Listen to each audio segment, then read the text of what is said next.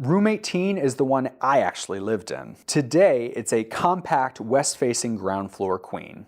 It's also pet-friendly, and it has a private entrance near the parking area, plus a second door into the main house. Before it was my bedroom, it was a sleeping porch, if you don't know what that means. Before air conditioning, a lot of old historic houses had a semi-outdoor space where the family slept in the summer months to stay cool. Of course, the theory was sound. The reality, in this house at least, was that the walls weren't particularly well insulated. So when I was growing up, the room was hot in the summer and cold in the winter. And it had a private exterior entrance, which, for a 6-year-old, was apparently a source of considerable parental anxiety. I don't remember being troubled by it as a child.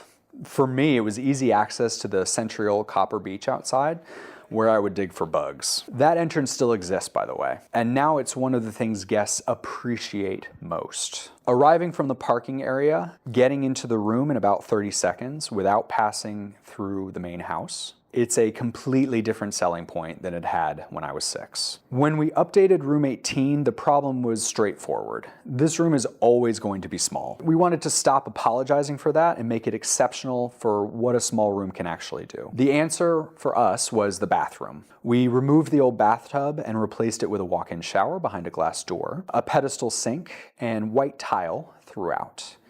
That combination, glass keeps the space visually open, a sink that doesn't block the floor, and white tile that reflects light makes a small bathroom feel airy rather than cramped. We invested more per square foot in that bathroom than we would in a larger room, deliberately. Because in a small room, the bathroom is a significant portion of the whole experience. And it works so well that this bathroom became the template for how we've updated bathrooms across the house ever since. It didn't get bigger, obviously. It just got better at being what it is. The room itself we kept simple. White walls. A member of the team had been trying to move me away from gray for a while, and she was right. And it has a yellow as a cheery accent color. West-facing light in the afternoons makes it warm without really trying. And blackout curtains make it easy to flip from bright to properly dark whenever you want it. We also added new carpet, much better insulation, a Duxiana mattress,